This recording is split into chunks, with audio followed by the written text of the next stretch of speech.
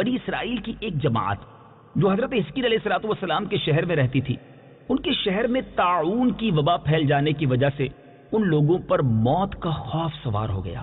یہ لوگ موت کے ڈر سے سب کے سب شہر چھوڑ کر ایک جنگل میں بھاگ گئے اور وہیں رہنے لگے۔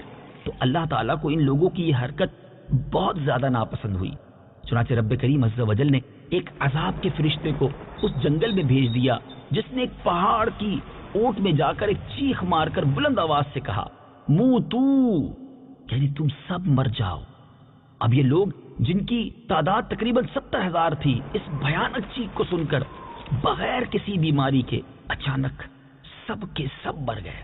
اب ان مردوں کی تعداد اس قدر زیادہ تھی کہ لوگ ان کے کفن دفن کا کوئی انتظام نہ کر سکے، اور ان مردوں کی لاشیں کھلے میدان میں بے گورو کفن 8 دن تک پڑی رہیں، سڑنے لگی، تعفن پیدا ہونے لگا، پورے جنگل بلکہ اس کے اطراف میں بدبو پھیل گئی۔ غور کیجئے نا، 70,000 لاشیں ہوں، بغیر کفن کے 8 دن تک پڑی رہیں تو کیا حال ہوا ہوگا۔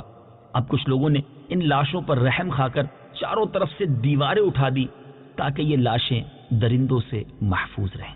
کچھ دنوں کے بعد حضرت حزقیل علیہ الصلوۃ والسلام کا اس جنگل میں ان لاشوں کے پاس سے گزر ہوا اپنی قوم کے 70,000 انسانوں کی ناگہاں بے گورو کفن لاشوں کو جب انہوں نے دیکھا تو آپ کا دل رنج و غم سے بھر گیا، آپ دیدہ ہو گئے اور باری تعالیٰ کے دربار میں دکھ بھرے دل کے ساتھ گر گڑا کر دعائیں مانگنے لگے، اور کچھ اس طرح دعا مانگی کہ یا اللہ، یہ میری قوم کے افراد تھے جو اپنی نادانی سے یہ غلطی کر بیٹھے ہیں کہ موت کے ڈر سے شہر چھوڑ کر جنگل میں آ گئے۔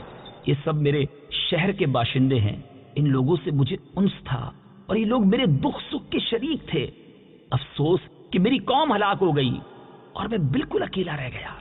اے میرے رب، یہ وہ قوم تھی جو تیری حمد کرتی تھی اور تیری توحید کا اعلان کرتی تھی اور تیری کبریائی کا خطبہ پڑھتی تھی۔ آپ بڑے سوز دل کے ساتھ دعا میں مشغول تھے کہ اچانک آپ پر یہ وحی نازل ہوئی کہ اے حزقیل علیہ السلام، آپ ان بکھری ہوئی ہڈیوں سے فرما دیجئے کہ اے ہڈیوں، بے شک اللہ تبارک و تعالیٰ تمہیں حکم دیتا ہے کہ جمع ہو جاؤ، تم اکٹھا ہو جاؤ۔ یہ سن کر یہ بکھری ہوئی ہڈیوں میں حرکت پیدا ہوئی اور ہر آدمی کی ہڈیاں جمع ہو کر ہڈیوں کے ڈھانچے بن گئے، اسکیلیٹن بن گئے۔ اب پھر یہ وحی آئی کہ اے حزقیل علیہ السلام، آپ فرما دیجئے کہ اے ہڈیوں، تم کو اللہ کا یہ حکم ہے کہ تم گوشت پہن لو۔ یہ کلام سنتے ہی فوراً ہڈیوں کے ڈھانچوں پر گوشت پوست چڑھ گئے۔ پھر تیسری بار یہ وحی نازل ہوئی کہ اے حزقیل، اب یہ کہہ دو کہ اے مردوں، خدا کے حکم سے تم سب اٹھ کھڑے ہو جاؤ۔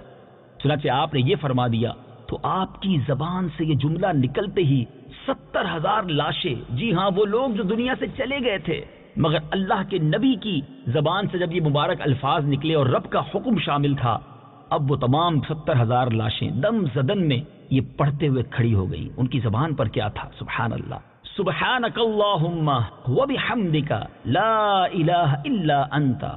پھر یہ سب یہ پڑھتے ہوئے جنگل سے روانہ ہو گئے اور اپنے شہر میں آ کر دوبارہ آباد ہو گئے اور اپنی عمروں کی مدت بھر زندہ رہے۔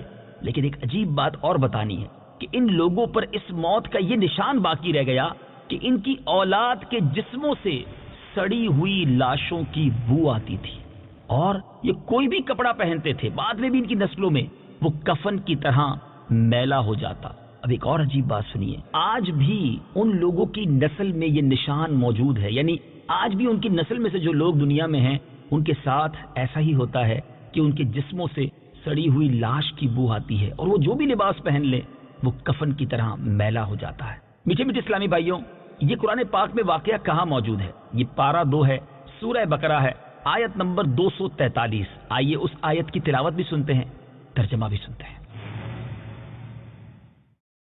أَلَمْ تَرَ إِلَى الَّذِينَ خَرَجُوا مِن دِيَارِهِمْ وَهُمْ أُلُوفٌ حَذَرَ الْمَوْتِ فَقَالَ لَهُمُ اللَّهُ مُوتُوا ثُمَّ أَحْيَاهُمْ إِنَّ اللَّهَ لَذُو فَضْلٍ عَلَى النَّاسِ وَلَكِنَّ أَكْثَرَ النَّاسِ لَا يَشْكُرُونَ۔ ترجمہ: اے حبیب، کیا تم نے ان لوگوں کو نہ دیکھا تھا جو موت کے ڈر سے ہزاروں کی تعداد میں اپنے گھروں سے نکلے تو اللہ نے ان سے فرمایا مر جاؤ، پھر انہیں زندہ فرما دیا۔ بے شک اللہ لوگوں پر فضل کرنے والا ہے، مگر اکثر لوگ شکر ادا نہیں کرتے۔ میٹھے میٹھے اسلامی بھائیوں، عجیب و غریب واقعہ آپ نے سنا کہ 70,000 مردے زندہ ہو گئے۔ اب اس واقعے کو سننے کے بعد میں نے اور آپ نے کیا سیکھنا ہے؟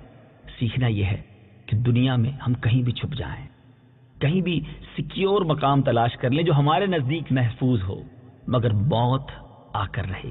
ہم کہیں بھی چلے جائیں، جو موت کا وقت ہے وہ آ کر رہے۔ موت کے خوف سے شہر چھوڑنا